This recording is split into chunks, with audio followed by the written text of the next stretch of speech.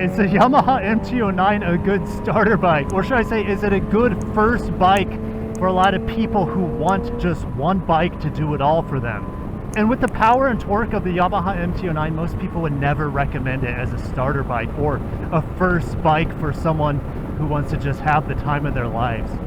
Now, I'm riding with two additional bikes today.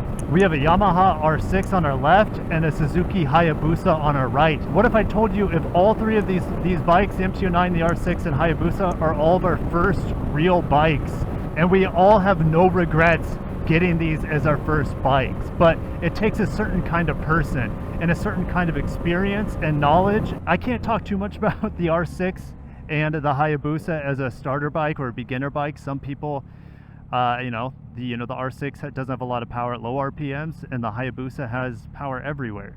This bike also has power everywhere, and it has a shorter wheelbase, so you can get yourself into trouble.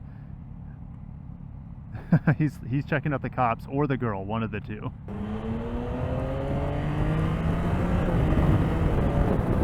And this is going to also affect other bikes that you might want, that you might think, hey, that has a ton of power. I don't know if it's a good first bike for me. That's such a beautiful bike, that R6. I think he said his is in a 2006, and it's in pretty damn good condition. I absolutely believe just about any bike can be a good first bike, but here are the prerequisites, I guess you could say.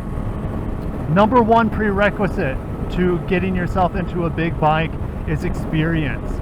I would say very minimum, you have to, well, take the MSF course. That's kind of like a given. In most states, you can't get a motorcycle license without it. But the MSF course, number one prerequisite, learn the basics, get your license. All right, so that's out of the way. Number two, have extensive experience driving a manual transmission car or extensive experience on two wheels that is motorized. Bicycles don't count. So I would say if you have extensive experience, minimum 6 months riding a scooter, minimum 6 months riding a dirt bike, minimum 6 months riding a smaller displacement motorcycle, I think the MT-09 is, and maybe even either of these bikes are a good option. And again, don't call me crazy yet, wait till the end. We got Popo up ahead, their lights are flashing, so I might get over here in a little bit. Always watch out for the Popo. They keep our streets safe, and without them, it's almost a good thing that the Popo are out, because with this much power on a bike, if I didn't have any speed limits, I would be getting in trouble. All right, and obviously not with the law if there's no police, but getting in trouble for my well-being if there was no speed limit. You got to have that experience under the belt with a manual transmission car minimum, so you understand how a clutch works. When I first started learning how to ride, it was just by happenstance, and then I was hooked for life. I learned when I was in Thailand in 2012, and my girlfriend at the time, her dad had dirt bikes in the mountains of Thailand, and I'm like, okay, well, let me get on this. And I immediately picked it up and learned how to ride it within just a few minutes, because it's just so natural coming off of a manual transmission car. All right, so if you understand the mechanics and principles of clutch control and throttle control, that's super important when getting yourself into any motorcycle, but even more important when you're dealing with heaps and gobs of power and torque. The safety features on this bike is also a huge reason why I think a lot of people can get into it with not the world's most experience, or even without Rossi level of skills. All right, or who's the good ones nowadays? Marquez? I don't even know. I don't keep up with MotoGP. I started riding this bike in rain mode for the first 3 weeks until I got more and more comfortable. Then I put it into street mode, which I ride in street mode all the time now, which is kind of like mode level 2. There's also sport mode, which is going to be even more powerful, but I honestly don't need more power than what street mode gives me. All right. Well, there's a Supra wanting to play with us, and I think we would honestly be able to, especially the Busa would easily be able to take that Supra down unless that Supra is modified. But after 100 miles an hour, well, at least for me, I got up to 100 miles an hour earlier. It was not that enjoyable since I have no wind protection. All right, but this thing gets you to 100 miles an hour in the blink of an eye. So yeah, with rider modes, you can pop it out of rain mode as you start getting your skills up to speed, as you start feeling more comfortable with the bike. Oh, that R6 sounds great. And as you build your skills and your confidence and your comfortability, then you can start doing street mode. But it's no rush. You can hang out in rain mode as long as you want and develop your skills. What does rain mode do? Well, limits the throttle inputs substantially. So if I just crack the throttle here, I'm going pretty quick, really quick. And I'm not even in like the most aggressive riding mode. And I need to get out front because I need to show these guys where we're going.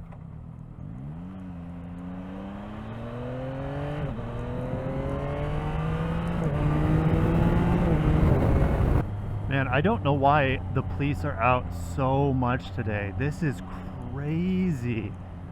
I've never seen this many police out today. I think we picked the absolute worst day to be riding motorcycles.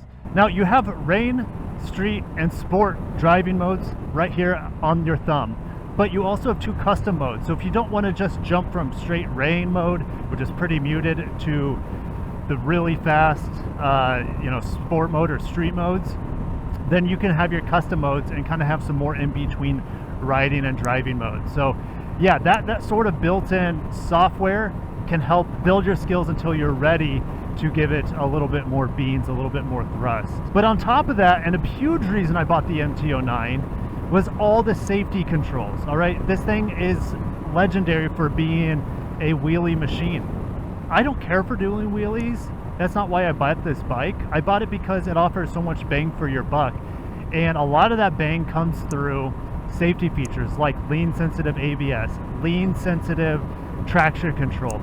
You have slide control. You also have backslip regulator on the 2024 model. And you also have things like cruise control here, standard on the 2024 MT-09. So there's tons of reasons why I got this bike. Safety and also drive mode customization are a huge portion. I think those features alone can really help bring in less experienced riders onto an MT-09 where they can grow into the bike and feel more comfortable with it and not be scared to death.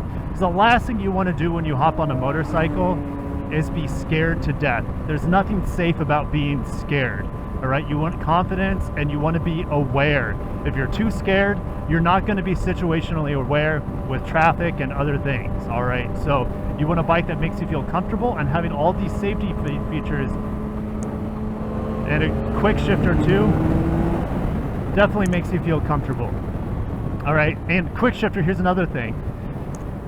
The quick shifter is an awesome safety feature on this bike. All right, for downshifting, and also the backslip regulator for downshifting. Like, you're not going to lock up the rear tire by downshifting with this sort of technology. There's another cop. My God, you're not going to get into too much trouble with all the technology on this bike, as long as you have a level head on your shoulders and a controlled right wrist. And that's the last thing.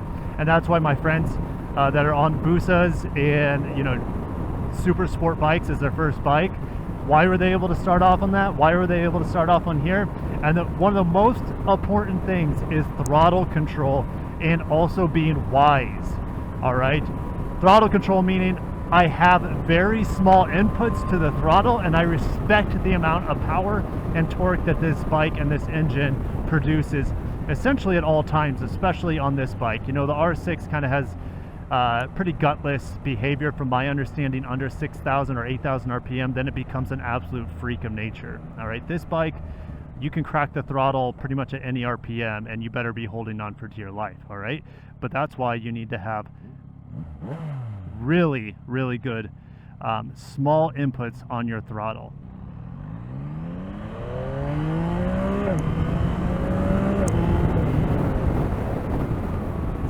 So having the experience and fine motor control of your right wrist is very, very important. But that all comes from having a level head.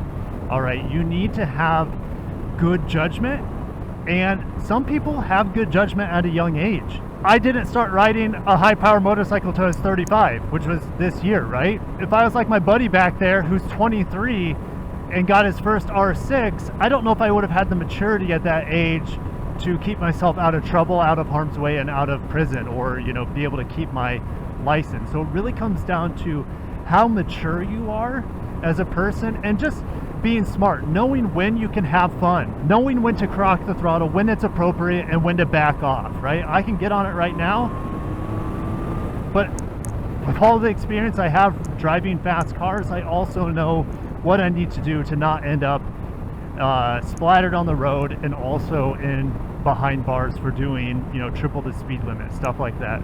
Can you start on an MT-09 as your first bike? And the answer is absolutely. But before you kill me, again, make sure you have good experience on manual transmission cars as a bare minimum. Also as a bare minimum, your license through the MSF course. Also as a bare minimum, having at least 6 months of experience. That will obviously change person by person. It might take people some longer to have the sort of skills, or might, you know, some people might have insane skills at even less time span of experience, right? You could also say a certain amount of miles or kilometers of experience might be a better judgment there, all right? But also having a wide range of experience in different situations, traffic, highway, you know, off-road is definitely going to help because you're going to understand traction. And this is why I love cruise control. Just set the cruise control and I can relax a bit. My hand, I can feel the blood being squeezed back into my hand after gripping the throttle for so long. So with having a good amount of experience already built up in lesser powerful bikes and or manual transmission cars, as well as getting a bike that has lots of safety features built in through modern technology, I don't think there's any reason you can't start on just about any bike, to be honest. But the most important thing is having a level head, knowing when to back off the throttle, and also having really good small inputs into the throttle and never ever cracking it more than you need to, or more than you really want to. The MT-09 I would absolutely recommend to most people, even if you have limited experience. Stay in Ray mode as long as you feel comfortable. Make sure all the safety features are enabled, and there's no reason this bike can't be an excellent bike you can own and grow into for a very, very long time.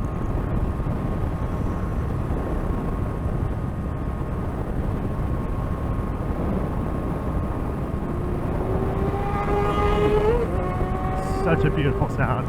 I'm just hoping there are no cops over the hills.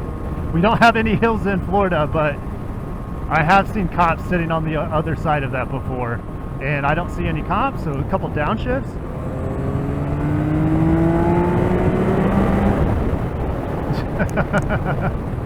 Oh, it's so good. All right.